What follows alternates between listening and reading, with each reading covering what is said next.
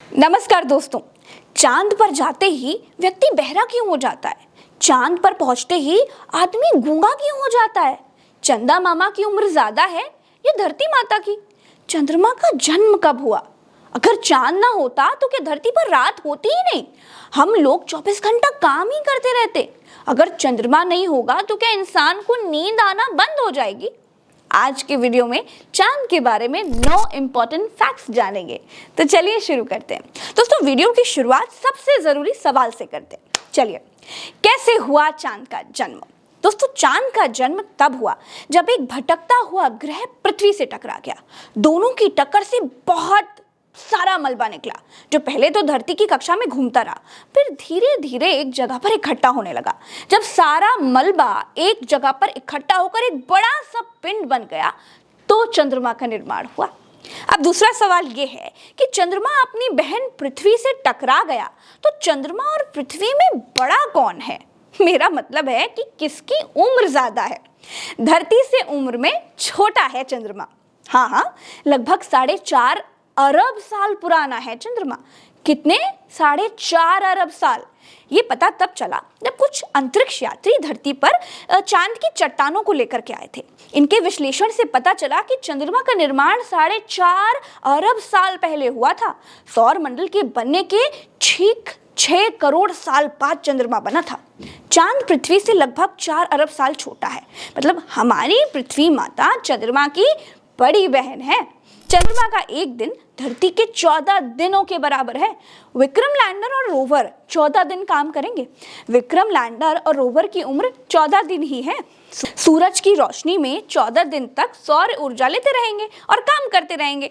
14 दिनों के बाद जब रात होगी तब तक मिशन मून पूरा हो चुका होगा। अब सवाल ये है कि चंद्रमा है क्या? उसकी पोजीशन क्या है? चांद है, तारा है, ग्रह है, उपग्रह है? क्या है भैया? तो भैया, चांद ना ही ग्रह है ना ही तारा है। चंद्रमा पृथ्वी का एकमात्र प्राकृतिक उपग्रह है जो पृथ्वी के चारों ओर घूमता है। ऐसा नहीं है कि चांद का पृथ्वी से कोई लेना देना ही नहीं है। चांद दूर जरूर है लेकिन पृथ्वी से रिश्तेदारी पूरी निभाता है। कैसे रिश्तेदारी निभाता है, आज वो भी आपको समझा देते हैं। तो अब सवाल ये है दोस्तों कि अगर चांद रिश्ते में हमारा मामा ना होता तो क्या होता? अगर चांद ना होता तो क्या होता? भैया, अगर चंद्रमा ना होता तो रात में अंधाकुप अंधेरा होता। मतलब अमावस और पूर्णमासी का चक्कर ही खत्म हो जाता। चंद्रमा के बिना पृथ्वी पर एक दिन केवल 6 से 12 घंटों का होता, क्योंकि तब सूर्य की टॉर्च डायरेक्ट पृथ्वी पर पड़ती। चंद्रमा के ना होने से पृथ्वी पर समुद्री ज्वार भाटा का आकार बदल जाता। समुद्र की लहरें चंद्रमा के ना होने से 1/3 और ऊंची उठने लगती। चंद्रमा ना होता तो सूर्य ग्रहण भी ना होता, क्योंकि तब पृथ्वी और चांद के बीच आने वाला कोई होता ही नहीं। अब सवाल ये है कि चंद्रमा इतना ज्यादा चमकता कैसे है? इतनी रोशनी कहां से लाता है? चंद्रमा की रोशनी, चांद के पास अपना कोई लाइट का सोर्स नहीं है दोस्तों। चांद पर -डिग्री में टेम्परेचर है। चांद एक ठंडा उपग्रह है। चांद पर सूरज रोशनी मारता है और चांद हमारी तरफ अपनी रोशनी फेंक देता है। चांद की तुलना में सूरज 14 गुना ज्यादा चमकीला होता है। सूरज के बराबर रोशनी करने के लिए 3,98,110 पूर्णमासी के चंद्रमा और जन्म ले लें तब भी सूरज की बराबरी नहीं कर पाएंगे। अब सवाल ये भी है कि क्या चांद पर ग्रेविटी है? क्या वहां पर किसी तरह की कोई हवा चलती है? और चांद पर जाने के बाद आदमी गूंगा और बहरा क्यों हो जाता है भैया? चांद पर आवाज सुनाई नहीं देती है। देखिए भैया, चांद पर वायुमंडल है ही नहीं। इसका मतलब वहां पर कोई आवाज नहीं सुनी जा सकती। आप वहां अपना मुंह चलाते रहिए, लेकिन आवाज आगे ट्रैवल नहीं करेगी। इसके अलावा चांद से आकाश हमेशा काला दिखाई देता है।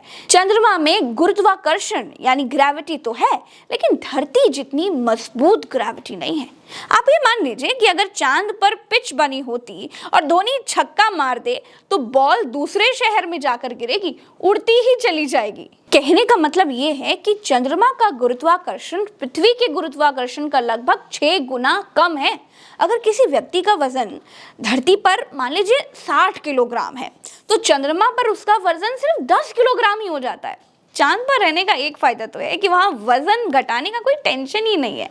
आप चाहे जितने भी मोटे हो, वजन कम ही निकलेगा। अब सवाल ये भी है कि अगर चांद ना होता तो पृथ्वी का क्या होगा? चांद के कारण पृथ्वी की रफ्तार हो रही है कम।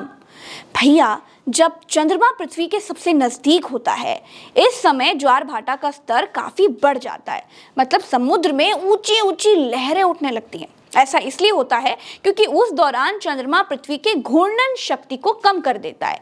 इसी के कारण हर शताब्दी में पृथ्वी 1.5 मिलीसेकंड धीमी होती जा रही है। चांद का दक्षिणी ध्रुव रहस्यमय है। दोस्तों, हर चीज के दो पहलू होते हैं, चांद के भी है। एक तरफ से चांद हमको इतना सुंदर दिखाई देता है कि लोग अपनी प्रेमिकाओं की तुलना चांद से करने लगते हैं। वो गाना सुना है ना, चांद से महबूबा हो मेरी। लेकिन दूसरी तरफ ना, चांद इतना काला है और इतना ठंडा है कि आदमी की 1 सेकंड में कुल्फी बन जाएगी। चांद के दक्षिणी ध्रुव पर ही चंद्रयान 3 को लैंड कराया गया है। इसका दक्षिणी ध्रुव रहस्यमय माना जाता है। यहाँ पर अभी तक कोई नहीं पहुंच पाया है। दोस्तों, नासा के मुताबिक दक्षिणी ध्रुव पहाड़ और गहरे गड्ढों से भरा हुआ है। दक्षिणी ध्रुव पर पहाड़ और बहुत बड़े बड़े गड्ढे हैं, जिसकी जमीन पर सूरज की रोशनी नहीं पहुंचती है। लेकिन हमारे महान देश भारत ने ये कारनामा करके दिखा दिया है। आपको जानकर आश्चर्य होगा कि हम धरती से चांद का पूरा हिस्सा नहीं देख सकते हैं। हम उसका अधिकतम 59% हिस्सा ही देख पाते हैं। धरती से चांद का 41% हिस्सा तो नजर ही नहीं आता है। गोल नहीं है चांद। अक्सर लोगों को लगता है कि चांद का आकार गोल है। पूर्णिमा के दिन चंद्रमा पूरा गोल नजर आता है, हालांकि इसका सही आकार अंडाकार है।